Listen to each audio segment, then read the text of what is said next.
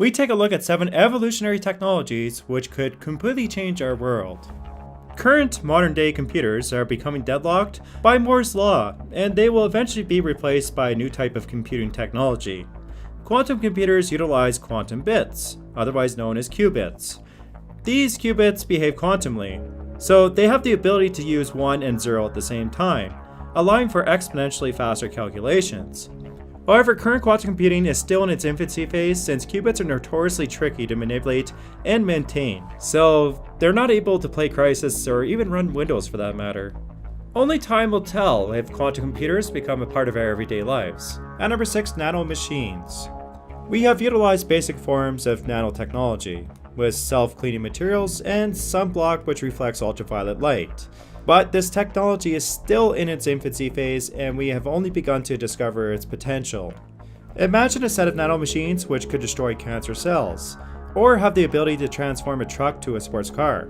There really is no limit to what nanotechnology can do.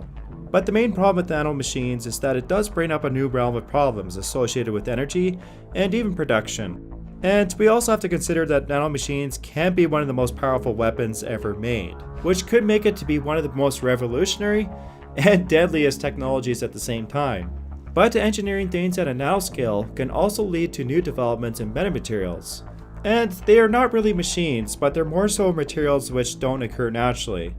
A few examples would include a cloaking device, or even a super lens which gets around the problems associated with wave decay. But the applications of metamaterials are basically endless.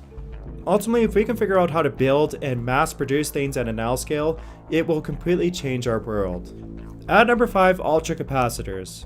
We always hear about a new battery invention every year, and it's almost comical at this point. But inventing something which supersedes existing battery technology and actually making it practical, well, that's another story. We also have to keep in mind that batteries have limited lifespans and they have lengthy charging times.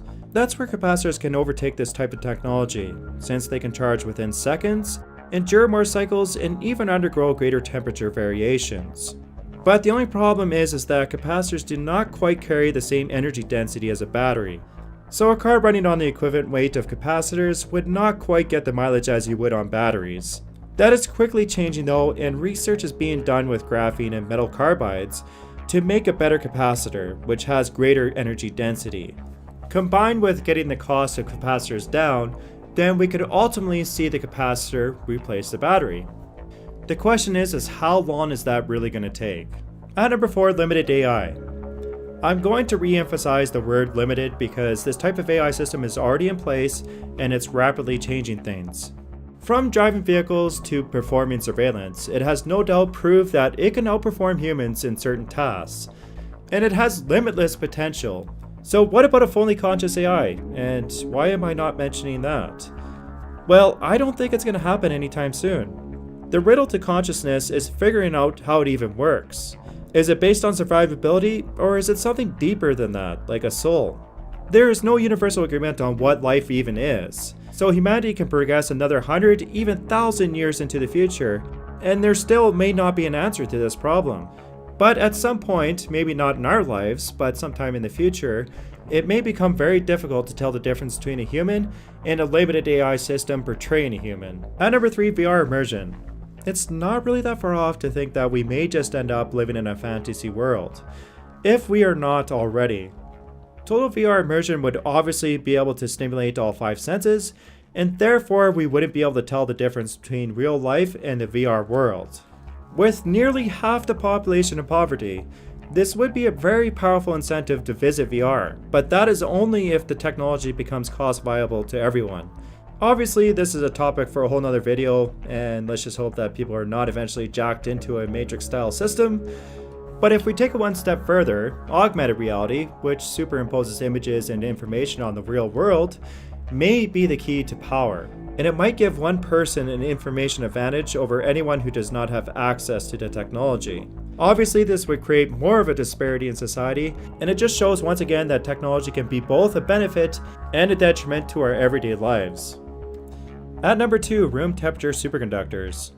Superconductors were discovered over 100 years ago, and they have a property of exhibiting zero electrical resistance. They also expel magnetic fields, and as some of you know, I like doing experiments on this weird effect. Ultimately, whoever figures out how to make a room temperature superconductor will hold one of the most important keys to the future of technology. From hover trains to ultra-efficient motors, and even power lines with zero energy loss, there would be a complete revolution. Now, we have experimented with a few things, and nothing has been clarified just yet, one of them being metallic hydrogen, but it is also very unlikely to be metastable. It might just be superconductive when it's under extreme pressure. Graphene also could be superconductive, but this is a two-dimensional layer and it still needs to be cooled down. But having said that, there have been advances in graphene design and production, so it could be the answer to this problem. We'll just have to wait and see.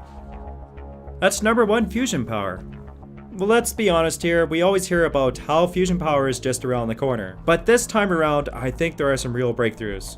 From MIT to the ITER and even the tokamak reactor, there are multiple projects around the world which are using different approaches to a stable reaction. There's even the Lockheed Compact Fusion Reactor project, which is intended to be a mobile 100 megawatt unit. Not much more information has been cleared lately. MIT has also made the extreme claim that they will produce stable fusion power as soon as 2025. But maybe fusion power is not the answer to our energy needs. It might come from an outsider, which is pretty much ignored by mainstream science. One example